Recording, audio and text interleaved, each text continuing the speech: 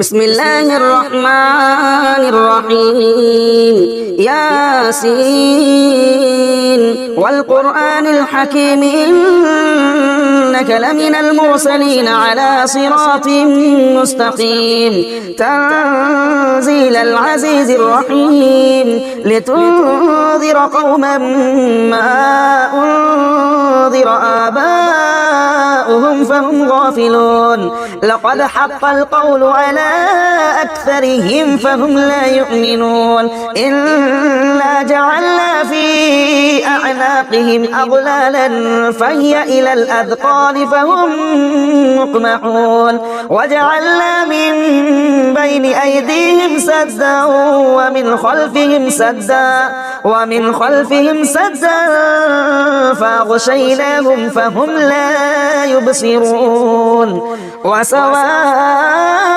عليهم أأنذرتهم أم لم تنذرهم لا يؤمنون إنما تنذر من اتبع الذكر وخشي الرحمن بالغيب فبشره بمغفرة وأجر كريم إنا نحن نحيي الموتى ونكتب ما قدموا وآثارهم وكل شيء أحصيناه في إمام مبين واضرب لهم مثلا أصحاب القرية إذ جاءها المرسلون إذا أرسلنا إليهم اثنين فكذبوهما فعززنا بثالث فقالوا إنا إليكم مرسلون قالوا ما أنتم إلا بشر مثلنا وما أنزل الرحمن من شيء إن أنتم إلا تكذبون قالوا ربنا يعلم إنا إليكم لمرسلون وما علينا إلا البلاغ المبين قالوا إنا تطيرنا بكم لئن لم تنتهوا لنرجمنكم وليمسنكم منا عذاب أليم قالوا طائركم معكم أئن ذكرتم بل أنتم قوم مسرفون وجاء من أقصى المدينة رجل يسعى قال يا قوم اتبعوا المرسلين اتبعوا من لا يسألكم أجرا وهم مهتدون وما لي لا أعبد الذي فطرني وإليه ترجعون أأتخذ من دونه آلهة إن يردني الرحمن بضر لا تغن عني شفاعتهم شيئا ولا ينقذون إني إذا لفي ضلال مبين إني آمنت بربكم فاسمعون قيل ادخل الجنة قال يا ليت قومي يعلمون بما غفر لي ربي وجعلني من المكرمين وما أنزلنا على قومه من بعده من جند من السماء وما كنا منزلين إن كانت إلا صيحة واحدة فإذا هم خامدون يا حسرة على العباد ما يأتيهم من رسول إلا كانوا به يستهزئون ألم يروا كم أهلكنا قبلهم من القرون أنهم إليهم لا يرجعون وإن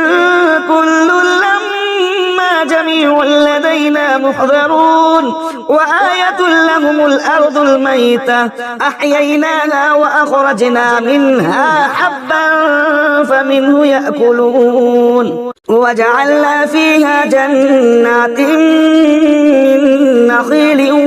أعناب وفجرنا فيها من العيون ليأكلوا من ثمره وما عملته أيديهم أفلا يشكرون سبحان الذي خلق الأزواج كلها مما تنبت الأرض ومن أنفسهم ومما لا يعلمون وآية لهم الليل نسلخ منه النهار فإذا هم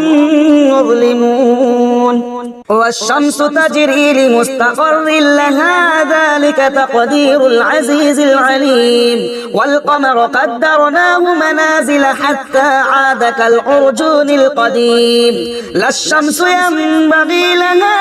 أن تدرك القمر ولا الليل سابق النهار وكل في فلك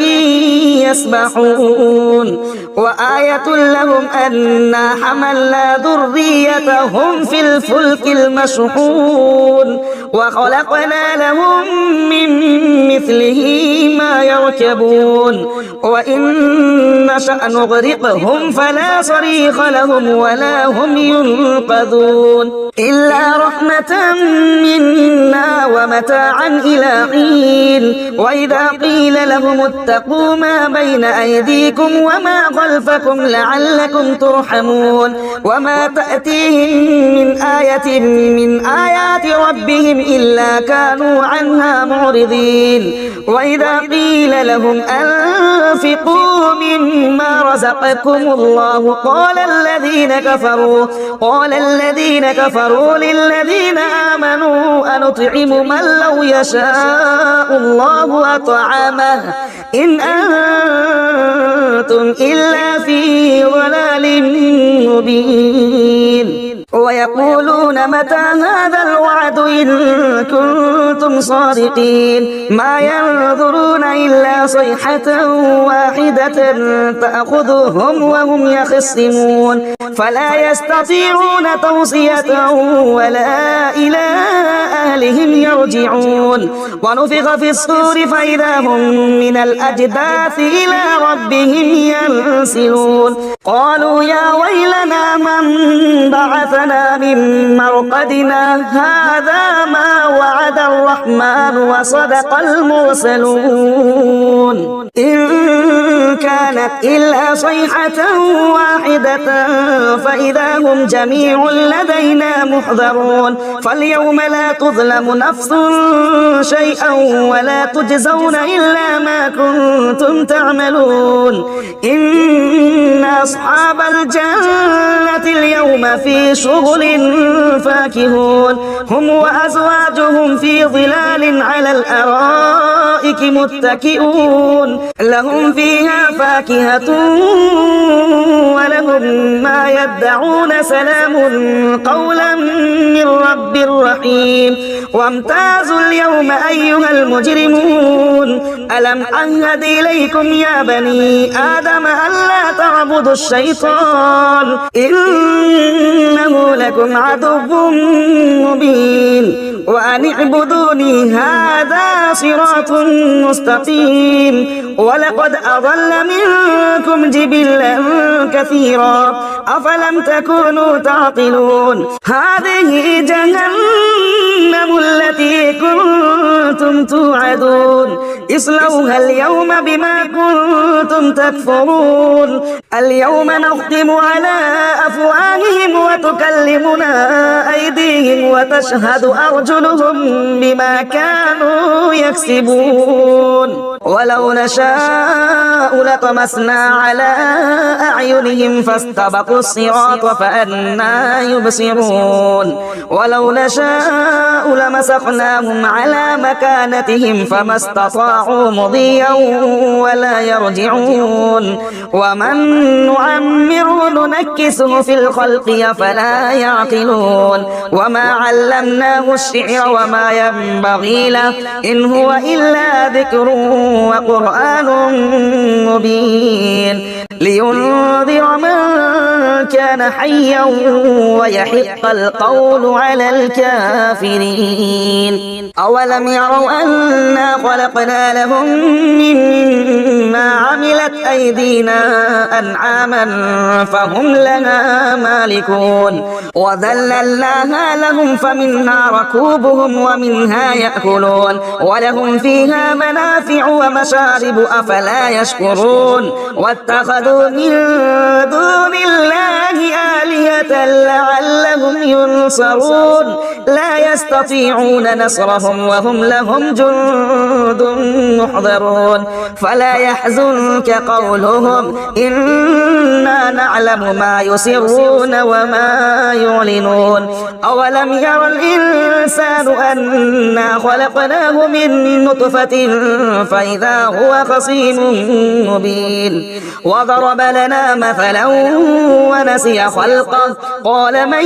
يحيي العظام وهي رميم قل يحييها الذي أنشأها أول مرة وهو بكل خلق عليم الذي جعل لكم من الشجر الأخضر نارا فإذا أنتم منه توقدون أوليس الذي خلق السماوات والأرض بقادر على أن يخلق مثلهم بلى وهو الخلاق العليم إنما أمره إذا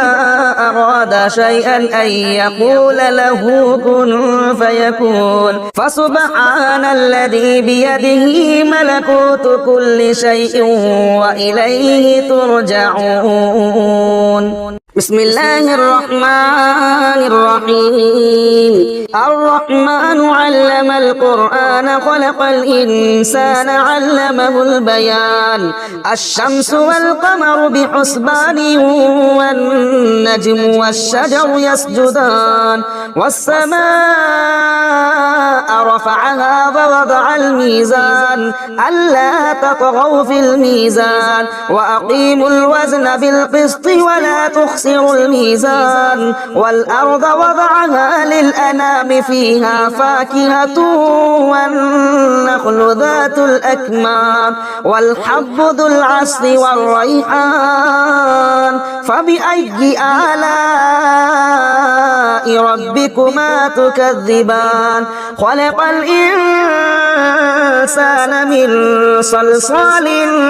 كالفخار وخلق الجان من مارج من نار فبأي آلاء ربكما تكذبان رب المشرقين ورب المغربين فبأي آلاء ربكما تكذبان مرج البحرين يلتقيان بينهما برزخ لا يبغيان فبأي آلاء ربكما تكذبان يخرج منهما اللؤلؤ والمرجان فبأي آلاء ربكما تكذبان وله الجوار المنشآت في البحر كالأعلام فبأي آلاء ربكما تكذبان كل من عليها فان ويبقى وجه ربك ذو الجلال والإكرام فبأي آلاء ربكما تكذبان يسأله من في السماوات والأرض كل يوم هو في شأن فبأي آلاء ربكما تكذبان سنفرغ لكم أيها الثقلان فبأي آلاء ربكما تكذبان يا معشر الجن والإنس إن استطعتم أن تنفذوا من أقطار السماوات والأرض فانفذوا لا تنفذون إلا بسلطان فبأي آلاء ربكما تكذبان يرسل عليكما شباب من نار ونحاس فلا تنتصران فبأي آلاء ربكما تكذبان فإذا وانشقت السماء فكانت وردة كالدهان فبأي آلاء ربكما تكذبان فيومئذ لا يسأل عن ذنبه إنس ولا جان فبأي آلاء ربكما تكذبان يعرف المجرمون بسيماهم فيؤخذ بالنواصي والأقدام فبأي آلاء ربكما تكذبان هذه جهنم التي يكذب بها المجرمون يطوفون بينها وبين حميم آن فبأي آلاء ربكما تكذبان ولمن خاف مقام ربه جنتان فبأي آلاء ربكما تكذبان ذواتا أفنان فبأي آلاء ربكما تكذبان فيهما عينان تجريان فبأي آلاء ربكما تكذبان فيهما من كل فاكهة زوجان فبأي آلاء ربكما تكذبان متكئين على فرش بطائنها من استبرق وجنى الجنتين دان فبأي آلاء ربكما تكذبان فيهن قاصرات الطرف لم يطمثهن إنس قبلهم ولا جان فبأي آلاء ربكما تكذبان كأنهن الياقوت والمرجان فبأي آلاء ربكما تكذبان هل جزاء الإحسان إلا الإحسان فبأي آلاء ربكما تكذبان ومن دونهما جنتان فبأي آلاء ربكما تكذبان مدهامتان فبأي آلاء ربكما تكذبان فيهما عينان نضاختان فبأي آلاء ربكما تكذبان فيهما فاكهة ونخل ورمان فبأي آلاء ربكما تكذبان فيهن خيرات حسان فبأي آلاء ربكما تكذبان حور مقصورات في الخيام فبأي آلاء ربكما تكذبان لم يطمثهن إنس قبلهم ولا جان فبأي آلاء ربكما تكذبان متكئين على رفرف خضر وعبقري حسان فبأي آلاء ربكما تكذبان تبارك اسم ربك ذي الجلال والإكرام بسم الله الرحمن الرحيم تبارك الذي بيده الملك وهو على كل شيء قدير الذي خلق الموت والحياة ليبلوكم أيكم أحسن عملا وهو العزيز الغفور الذي خلق 7 سماوات طباقا ما ترى في خلق الرحمن الرحمن من تفاوت فارجع البصر هل ترى من فطور ثم ارجع البصر كرتين ينقلب إليك البصر خاسئا وهو حسير ولقد زينا السماء الدنيا بمصابيح وجعلناها رجوما للشياطين وأعتدنا لهم عذاب السعير وللذين كفروا بربهم عذاب جهنم وبئس المصير إذا ألقوا فيها سمعوا لها شهيقا وهي تفور تكاد تميز من الغيظ كلما ألقي فيها فوج سألهم خزنتها ألم يأتكم نذير قالوا بلى قد جاءنا نذير فكذبنا وقلنا ما نزل الله من شيء إن أنتم إلا في ضلال كبير وقالوا لو كنا نسمع أو نعقل ما كنا في أصحاب السعير فاعترفوا بذنبهم فسحقا لأصحاب السعير إن الذين يخشون ربهم بالغيب لهم مغفرة وأجر كبير وأسروا قولكم أو اجهروا به إنه عليم بذات الصدور ألا يعلم من خلق وهو اللطيف الخبير هو الذي جعل لكم الأرض ذلولا فامشوا في مناكبها وكلوا من رزقه وإليه النشور أأمنتم من في السماء أن يخسف بكم الأرض فإذا هي تمور أم أمنتم من في السماء أن يرسل عليكم حاصبا فستعلمون كيف نذير ولقد كذب الذين من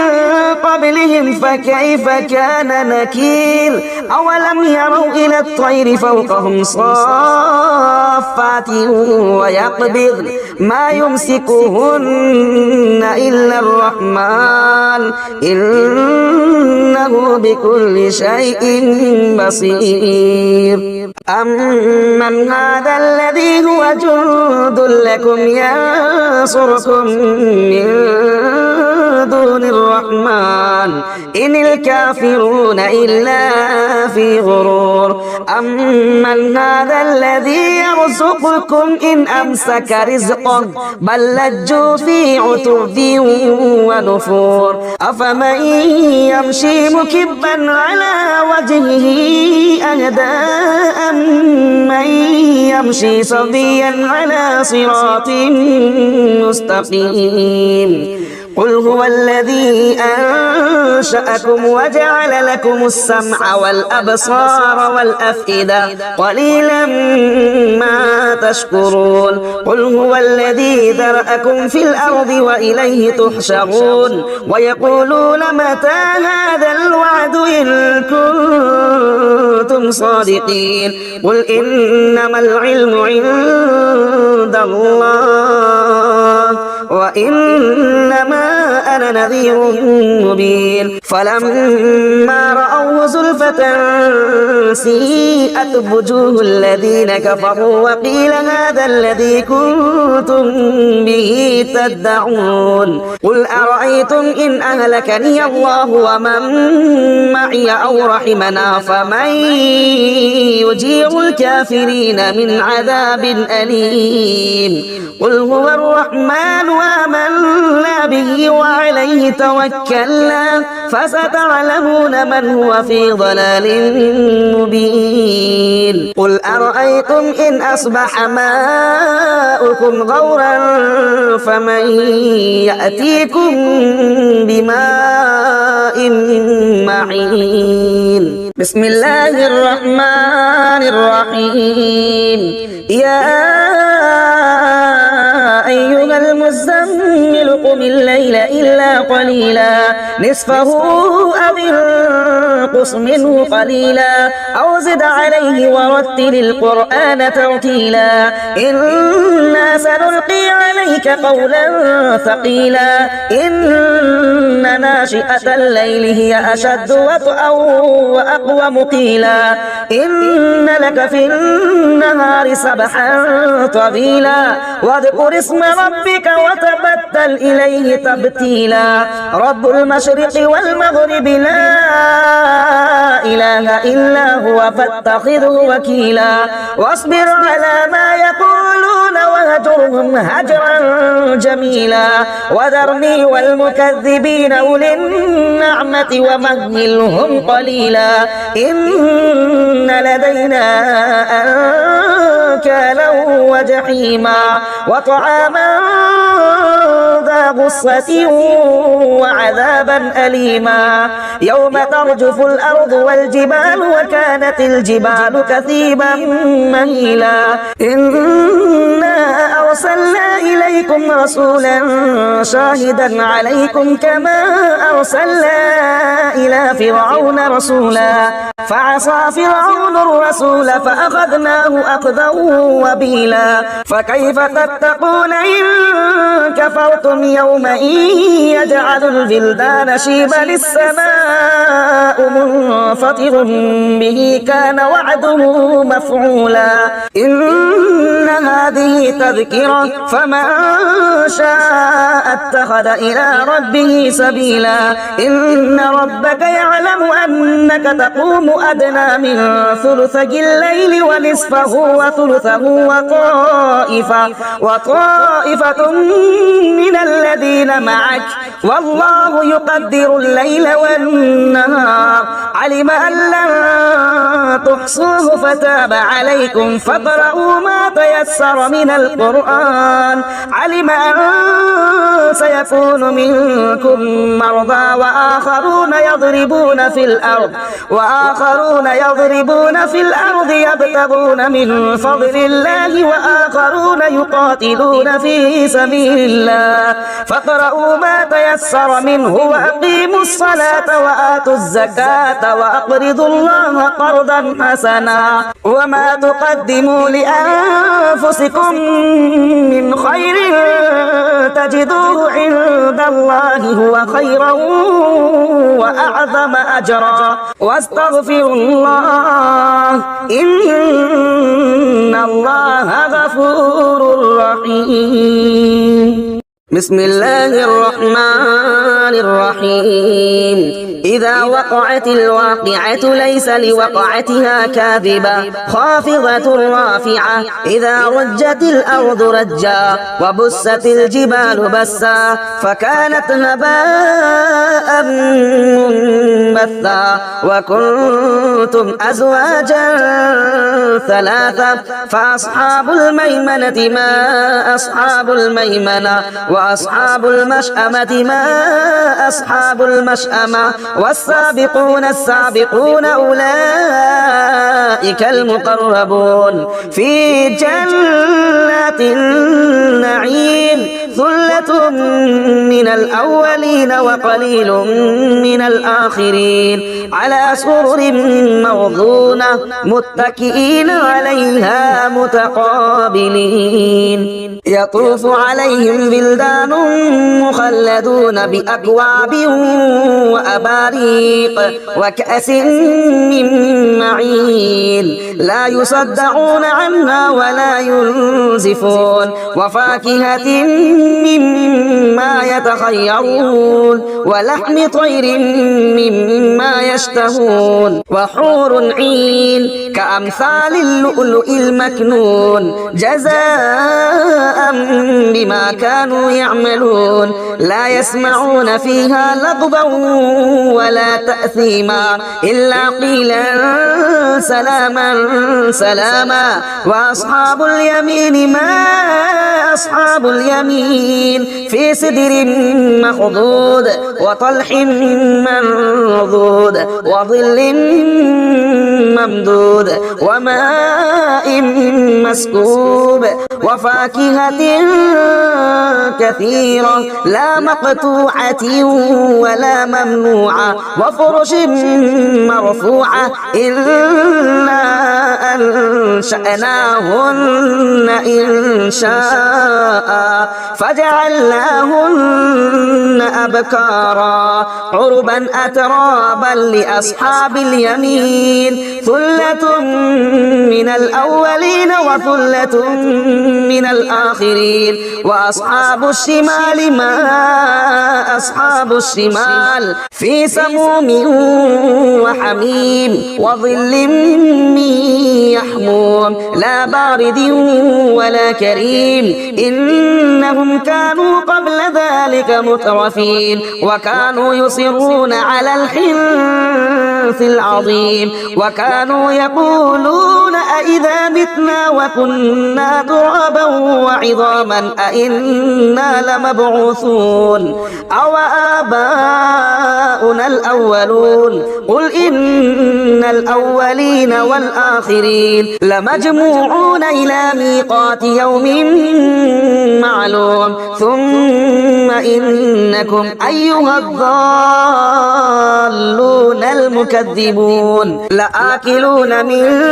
شجر من زقوم فمالئون منها البطون فشاربون عليه من الحميم فشاربون شرب الهيم هذا نزلهم يوم الدين نحن خلقناكم فلولا تصدقون أفرأيتم ما تمنون أأنتم تخلقونه أم نحن الخالقون نحن قدرنا بينكم الموت وما نحن بمسبوقين على أن نبدل أمثالكم وننشئكم فيما لا تعلمون ولقد علمتم النشأة الأولى فلولا تذكرون أفرأيتم ما تحرثون أأنتم تزرعونه أم نحن الزارعون لو نشاء لجعلناه حطاما فظلتم تفكهون إنا لمغرمون بل نحن محرومون أفرأيتم الماء الذي تشربون أأنتم أنزلتموه من المزن أم نحن المنزلون لو نشاء جعلناه أجاجا فلولا تشكرون أفرأيتم النار التي تورون أأنتم أنشأتم شجرتها أم نحن المنشئون نحن جعلناها تذكرة ومتاعا للمقبين فسبح باسم ربك العظيم فلا أقسم بمواقع النجوم وإنه لقسم لو تعلمون عظيم إنه لقرآن كريم في كتاب مكنون لا يمسه إلا المطهرون تنزيل من رب العالمين أفبهذا الحديث أنتم مدهنون وتجعلون رزقكم أنكم تكذبون فلولا إذا بلغت الحلقوم وأنتم حينئذ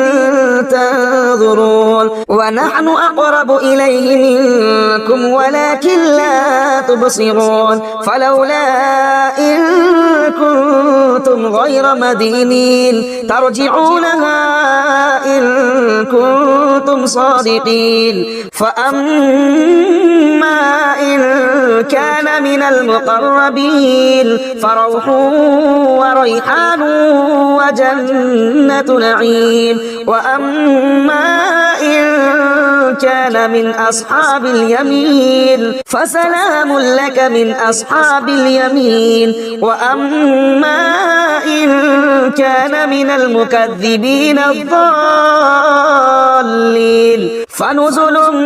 من حميم وتصلية جحيم إن هذا لهو حق اليقين فسبح باسم ربك العظيم.